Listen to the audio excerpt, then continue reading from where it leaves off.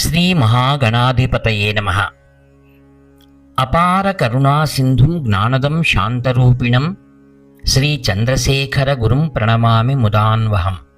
దేవుని స్వరము ప్రవచించిన వారు శ్రీ కాంచి కామకోటి పరమాచార్య శ్రీ శ్రీ శ్రీ చంద్రశేఖరేంద్ర సరస్వతి మహాస్వాముల వారు. ప్రస్తుత విషయం రచయితల కర్తవ్యం. వ్యాసుడు వేదాలను 4 భాగాలుగా చేసి నలుగురు శిష్యులకు వాటిలోని సూక్ష్మమైన సత్యాలను, కష్టమైన విధి విధానాలను బోధించాడు. ఈ నలుగురు శిష్యులు ఆ సున్నితమైన సత్యాలను అవగాహన చేసుకుని వేదాలు విధించిన విధులను ఆచరించగల సామర్థ్యం కలిగిన కఠిన క్రమశిక్షణ పరులైన కొందరికి వాటిని బోధించారు.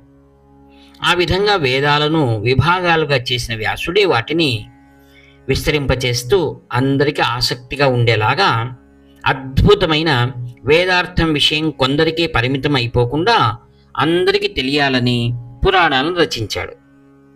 సామాన్య అందరి కోసం దీన్ని ప్రచారం చేయాలని సూతునకు పని అప్పగించాడు.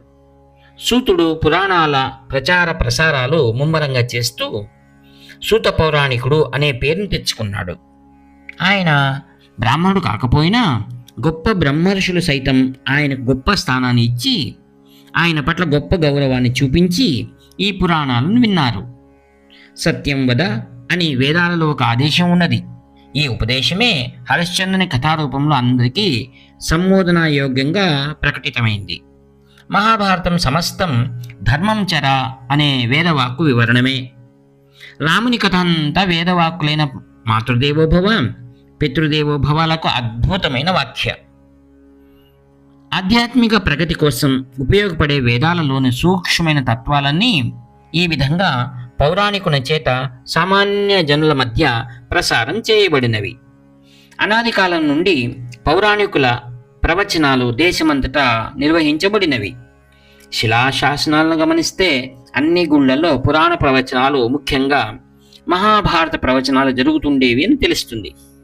ధర్మాదాయంతో నిత్య పూజలే కాక పురాణ ప్రవచనాలు కూడా గుళ్లల్లో ప్రతినిత్యం జరిగే విధంగా మాన్యాలను ఏర్పాటు చేశారు. నిన్న మొన్నటి కాలం వరకు సామాన్య ప్రజానీకంతా పురాణాలు వింటూ గుళ్లల్లో ఆరాధనలు చేసుకుంటూ కల్లా కపటం లేకుండా నిజాయితీగా జీవితాలను గడుపుతూ ఉండటమే అలవాటు.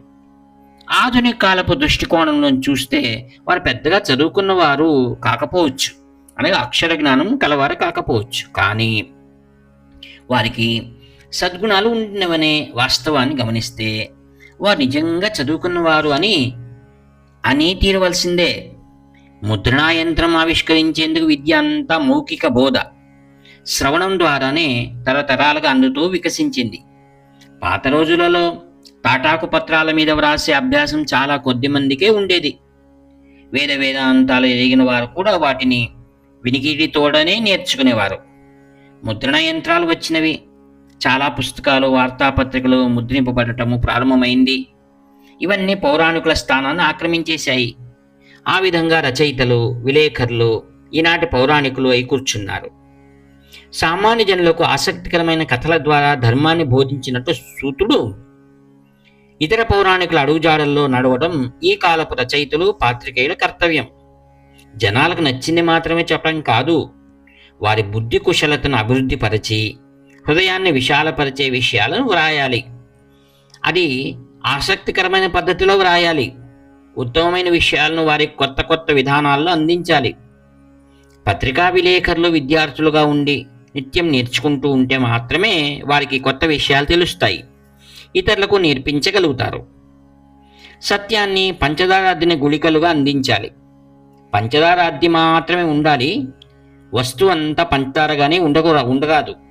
జనులు కేవలం ఇంద్రియ విషయాలు ఆసక్తికరంగా ఉంటాయన్న వంకతో అవే మాటలను వ్రాయటం సబబు కాదు. రచయితలు, పత్రికా విలేకరులు మనుష్యులు ఆత్మాభివృద్ధి కోసం సహాయపడేందుకు, దారి చూపేందుకు హృదయపూర్వకమైన ప్రయత్నాన్ని చేస్తే సహజంగానే దానికోసం అభిరుచిని పెంచుకుంటారు. వారు కర్తవ్య భావనను పెంపొందించుకొని తమను తాము ఉద్ధరించుకొని ఇతరులను కూడా ఉద్ధరించుకోవాలి. ఈ విధంగా ఆధ్యాత్మ శ్రేయస్సుకై, లోకహితానికై, శాంతి సంక్షేమాలకై సేవ చేసే భాగ్యం వారికి కలగాలి. హరి ఓం తత్సత్. ఇట్లు వ్యాఖ్యాత మీ ప్రియతమ నేస్తము నివర్తి నాగభూషణ శర్మ. హర హర శంకర, జై జై శంకర.